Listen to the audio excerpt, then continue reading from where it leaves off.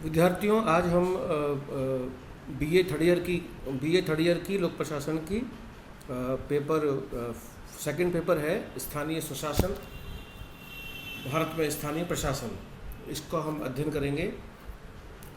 तो सबसे पहले आपको ये बताना हम चाहेंगे कि भाई स्थानीय सुशासन का अर्थ, स्वरूप और आधुनिक राज्य का महत्व, और सब इससे पहले स्थानीय शासन और स्थानीय स्वायत्त शासन का महत्व क्या है। भारत जैसे संघात्मक देश में स्थानीय स्वशासन की व्यवस्था उसकी त्रिस्तरीय प्रशासनिक व्यवस्था का अविभाज्य अंग है। भारत में त्रिस्तरीय शासन पद्धति है।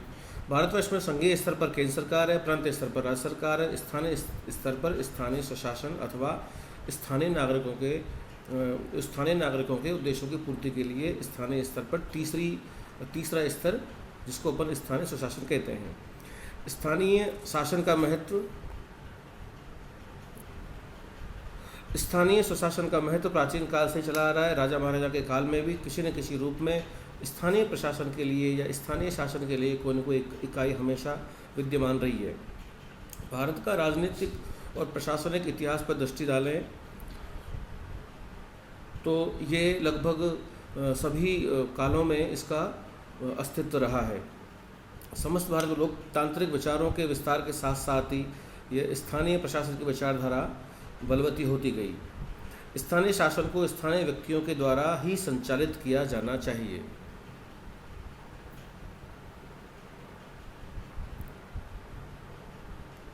न केवल प्राचीन काल में अपितु आज विश्व के सभी सभ्य और प्रजातांत्रिक देशों में स्थानीय संस्थाओं को एक जाल सा बिछा हुआ है।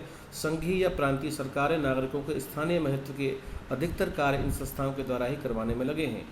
भारत 1947 में आज़ाद हुआ। स्वतंत्रता के पश्चात भारत में सर्वप्रभुत्व संपन्न लोकतांत्रिक गणराज्य के रूप में यहाँ पे शासन का स्थापना हुई। भारत की सरकार ने स्थानीय शासन की व्यवस्था को अत्यधिक महत्व देना प्रारंभ किया। स्वतंत्र भारत ने यह अनुभव कर लिया था कि स्थानीय स्वशासन की ये इकाइयाँ वास्तव में लोकतंत्र की आधारशिला है। इनकी स्थापना से ही लोकतंत्र को ग्रासरूट लेवल तक ले जाया जा सकता है। यहाँ इस बात का उल्लेख कर देना बहुत ज़रूरी है कि राष्ट्रीय सरकार, जिसे हम संघीय सरकार के नाम से जानते हैं, प्रांतीय सरकार, जिसे हम राज्य सरकार के नाम से जानते हैं, संविधान द्वारा मर्यादित अपने अपने प्रत्येक कार्य क्षेत्र में कार्य करते हैं। शासन का ये जो तीसरा स्तर है, 1993 तक शासन का तीसरा स्तर संविधान के रूप में इसको संवैधानिक मान्यता प्रदान नहीं थी। भारत के संघ की समस्त राज्य सरकारें इस शासन के लिए निम्नतर स्तर की रचना केंद्र शासित प्रदेशों में राष्ट्रीय कानून द्वारा और राज्य में राज्य कानून द्वारा की जाती है। संबंधित अधिनियम द्वारा निर्धारित कार्यक्षेत्र में कार्य करती है। इसका क्षेत्राधिकार विशेष क्षेत्र तक सीमित होता है और विशेष क्षेत्र में बसने वाली जनता को नागरिक सुविधाएं प्रदान करना इसका प्राथमिक दायित्व समझा जाता है। 73वें और 74वें संविधान संशोधन के माध्यम से न्यूनतम संरचना व उसके ढंग से निष्पादित किए जाने वाले कार्यों का प्रावधान किया गया। अब राज्यों को इन संशोधनों द्वारा प्रतिपादित मानदंडों के अनुरूप इस क्षेत्र में प्रावधान करने की अपेक्षा की जाती है।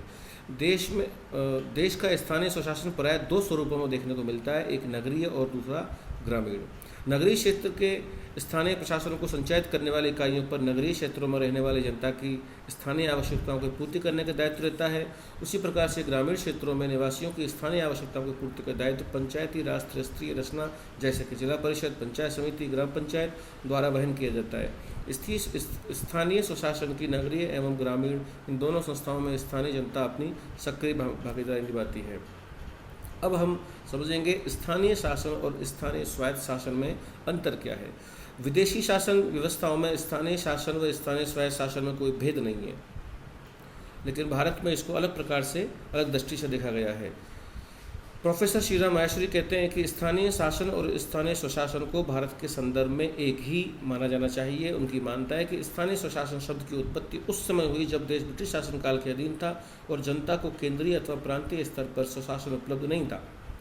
जब ब्रिटिश सरकार ने भारत को स्थानीय स्वशासन से संबद्ध करने का निर्णय किया तो उसका अभिप्राय जनता को कुछ अंशों में स्वशासन प्रदान करना था, किंतु आज जब देश में केंद्र व राज्य दोनों स्तरों पर स्वशासन की स्थापना हो चुकी है, लोकतंत्र की स्थापना हो चुकी है, तो स्थानीय स्वशासन का वो विशिष्ट संदर्भ और महत्व लुप्त हो जाता है। दूसरी,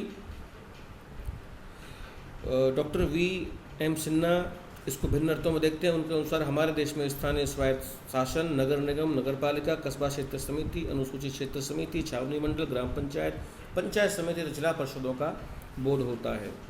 वस्तुतः भारत के संविधान में स्थानीय शासन शब्द का ही प्रयोग किया गया है और इसी संदर्भ में स्थानीय शासन तथा स्थानीय स्वशासन में विभेद इस प्रकार हम देख सकते हैं। जैसे कि स्थानीय शासन राज्य की प्रशासन व्यवस्था का अंग है, जबकि स्थानीय स्वायत्त शासन संस्थाएं राज्य की प्रशासनिक व्यवस्था का अंग नहीं हैं। ये संस्थाएं राज्य के नियंत्रण में काम करती हैं।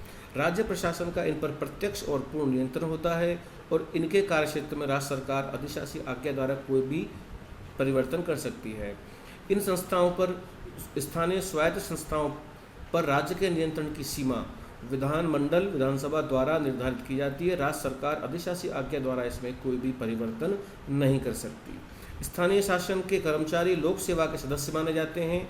स्थानीय स्वायत्त शासन के कर्मचारी लोक सेवक नहीं माने जाते, वे अर्ध प्रशासकीय संस्थाओं के कर्मचारी माने जाते हैं। स्थानीय शासन को समुचित ढंग से संचालित करने का दायित्व राज्य सरकार को होता है।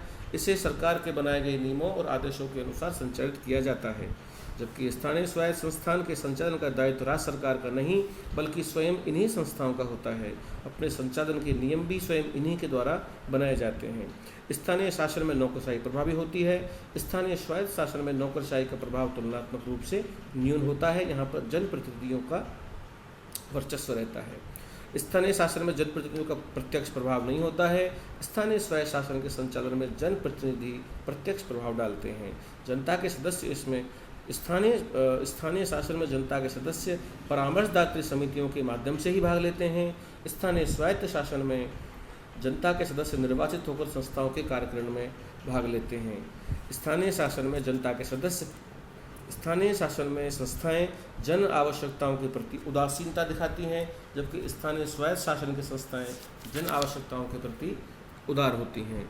स्थानीय स्वशासन और स्थानीय शासन की संस्थाओं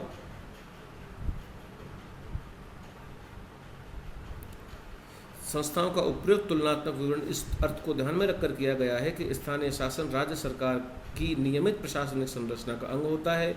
जैसे जिला प्रशासन की विभिन्न संरचनाएं तहसील स्तर के कार्यालय, ग्राम स्तर पर ग्राम सेवक, पटवारी, पंचायत सचिव इत्यादि, जबकि स्थानीय स्वशासन में नगरीय शासन की इकाइयां यथा नगर निगम, नगर पालिका, पंचायती राज, जिला परिषद, पंचायत समिति, ग्राम पंचायत संस्थाओं की आदि का सम्मिलित किया जाता है। अगले जो हमारा क्लास होगी उसमें हम स्थानीय स्वायत्त शासन की परिभाषा पढ़ेंगे।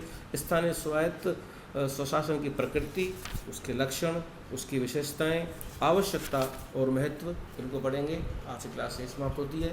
Thank you.